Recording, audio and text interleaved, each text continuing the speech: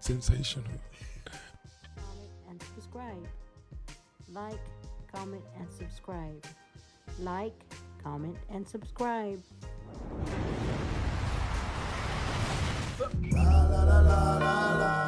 And because it's long overdue, it begs the question, why the hell didn't it arrive earlier? Because you didn't have Caitlyn Clark earlier. Now, what's the difference between her and a Diana Taurasi or a Sue Bird or Brianna Stewart or somebody else or UNESCO or somebody? Y'all talk about that. The fact of the matter is, the kind of stuff that's happening and has been happening over the last few months is because of Caitlyn Clark. It'll be unpopular now, but I don't give a damn because it's a fact.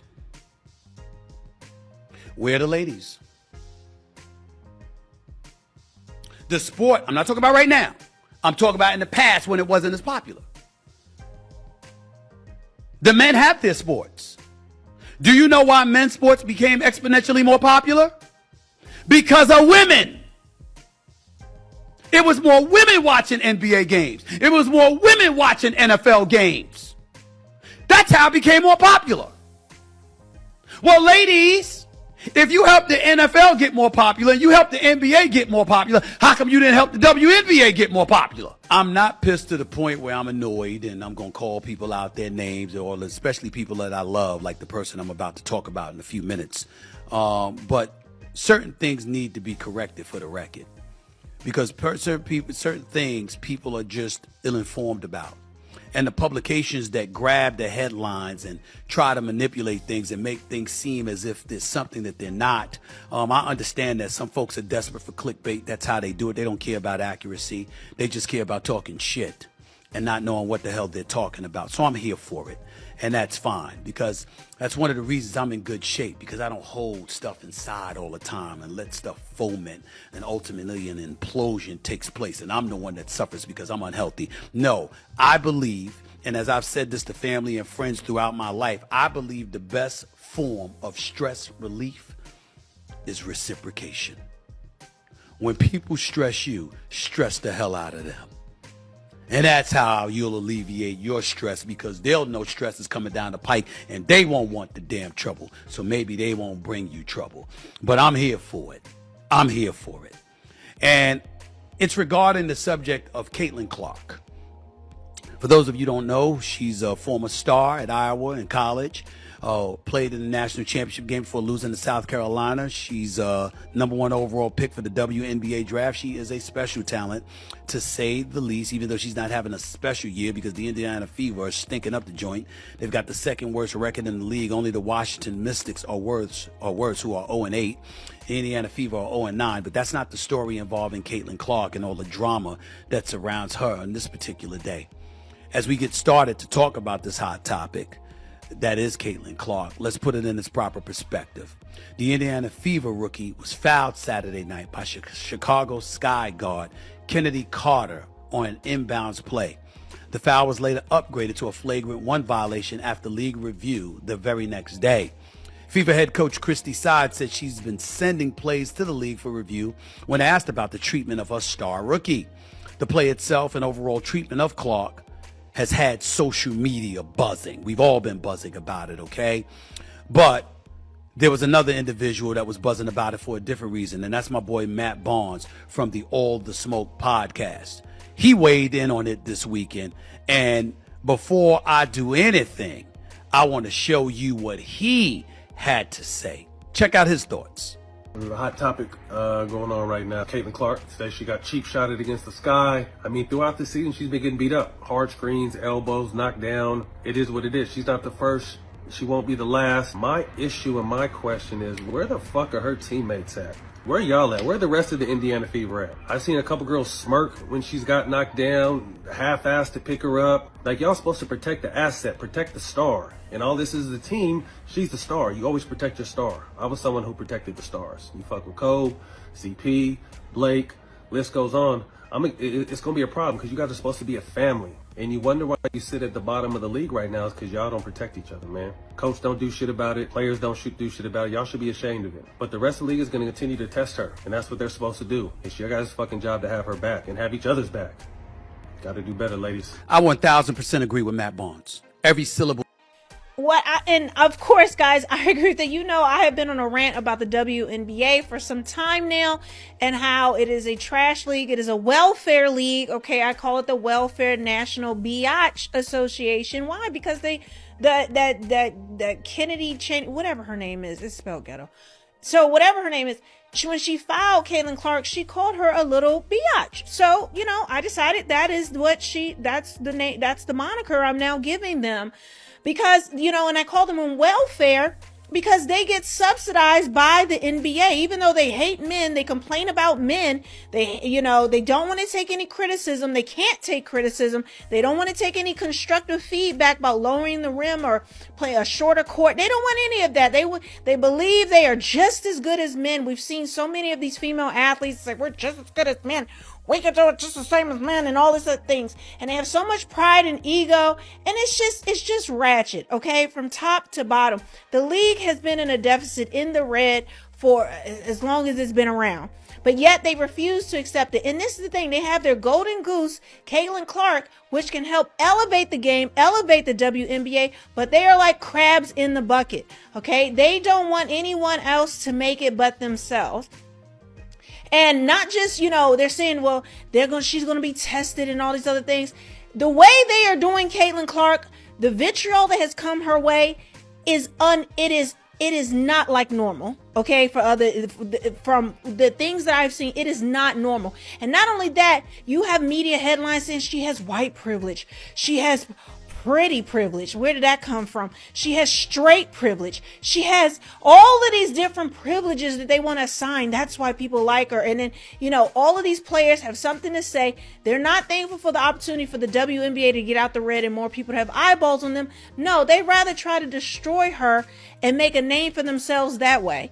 But, you know, let's continue and see what he has to say. I don't think the coach will be coaching the NFF after this year, assuming she lasts this year. I thought it was very tepid response at this time, at this particular moment. I mean, we've sent tape to the league. We've complained with the league. Please, we didn't know about it. Where's the noise? You got a girl here who's box office in Caitlyn Clark. She is box office. We can lament it all we want to, but the fact of the matter is Caitlyn Clark is box office. And we got to get that out the way. And I'll get into all of that a little bit more in just a second because it's very, very important that we point this out. She fills seats. She brings the cameras. She brings national publicity. It's what she does. Now, as a player, let's understand this about Caitlyn Clark. Number 1 overall pick, on pace to become the first rookie ever to average at least 15 points, 5 rebounds, 5 assists. But she also leads the league with 5.4 turnovers per game, 1.3 more than any other player in the league. She's shooting just under 36% from the field and 30% from three-point range, which is not impressive. Of the 21 players averaging at least 15 points per game, Clark has the third worst field goal percentage at 35.7%. She also has more technical fouls with 3 than the Indiana Fever has wins right now with two, which is very, very bad, by the way. But understandable, because if you're losing that much, it stands to reason that you're a high-end competitor like she is, you're going to get called for some technical fouls. She's struggled with physical defense she's faced at the professional level and voiced frustration with the league's officiating, recently telling reporters, quote, I feel like I'm getting hammered and everybody is physical with me, and opponents get away with things that other people don't get away with. That's what Caitlyn Clark said. That is what she said, okay? But to me, it's a bigger issue going on. And when this happened and that girl, Kennedy Carter, pushed her in the back like that, it was a cheap shot. It was not a basketball play. She should have been ejected, number 1. Number 2, there should have been a fine that was incurred thereafter. Number 3, not to say that there won't be or hasn't been at this moment in time, I don't know of one. I know the team was fined for media availability purposes because people weren't available to talk. I know Angel Reese was also going to be fined because she didn't make herself available for the media as well. And I get all of that as well. We understand it. We see it for what it is. It is what it is. I'm saying this. It's important that we point this out. One of the things that I brought up this morning in talking about Caitlyn Clark is that some of the players, you want to use the word jealousy, fine. You want to use the word envy, fine. You want to use the word resentment. We want to play with words. That's cool. It's something. And I think that some of the ladies, not all, but some of the ladies in the WNBA are missing the point. And the point is, this girl right here is a box office attraction. And because of her box office attraction, it's generating more eyeballs to the WNBA product, therefore more revenue for the WNBA product. Don't you think y'all are going to benefit from that too? Look at the big picture. That's what I was talking about when I was talking about it this morning on my day job, First Take on ESPN, every weekday morning from 10 a.m. to 12 noon Eastern Standard Time. A rising tide raises all boats. If Caitlyn Clark is the quote-unquote savior, if she's the golden girl, milk it. Now, it's just an opinion, albeit I believe an educated one. But this girl that comes away from comes out of college, who happens to be white, who's already making buku dollars, the maximum salary in the WNBA is $250,000. If I remember correctly, Caitlyn Clark signed a $28 million endorsement deal. Well, nobody in the WNBA getting that. Nobody's gotten that yet but her. Asia Wilson is the superstar in the NBA, in the WNBA. She's a two-time champion. This girl is legit. She's the real deal. And those kind of endorsements and all of that stuff ain't come her way, even though some has come away. Flaja Johnson out of LSU is going to get her bag. She already got NIL deals. She's also a hip-hop artist. We're seeing women get shine. We're seeing their shine elevate. It's deserving. It's long overdue. But the fact is, it's long overdue. I don't think it's long overdue. I don't think it's long overdue. They don't just get money because they feel like they're good at it. Bricklayers aren't getting paid more, and people who work the pipelines, people who are good at, at regular jobs, they aren't just getting paid more just because it's due to them. It has to be earned. This is a entertainment. If you are not entertaining anybody, if people are not watching you, if people are not attracted to your entertainment, it is what it is. You don't just deserve it and it's long overdue because you're good at something. Like, I wish the world worked that way. That, because you played all your life and this is your dream and now you're really good at it. If no one's watching, who cares? That's the difference. They keep saying the women have, you should have been talking about the WNBA. You should have been. Why? Nobody's been watching and nobody's cared. There's a reason why. And nobody wants to call it out. Nobody wants to say that. They just say because they're women and because they play good basketball, which no one agrees with that. Okay. No one agrees these games are good. People would rather watch the NBA, even women. Okay. So they're good. For girls, this is what most people are thinking. This is the quiet part they won't say aloud. Someone think it's due to them. No. So they have to catch, like he said, their golden goose while they can, why people are having eyeballs on them, why people are watching them, why people are interested in them. But they're trying to take her out. And you know what's going to happen if she ends up not being in it? People are just going to fade away and not be interested in the WNBA anymore. It's already a struggle. Okay, because the team she's on is so terrible. So I don't get this, that they're owed something. It goes to these feminist talking points because they're women.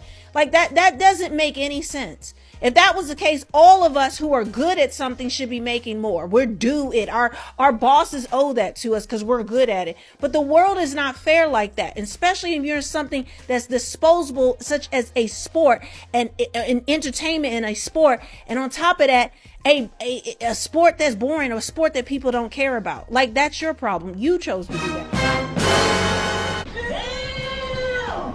Pretty. Bye, Felicia. Be the best you can be. Love your family. Love your friends. Spread love. Not violence. Not this virus. As always, peace.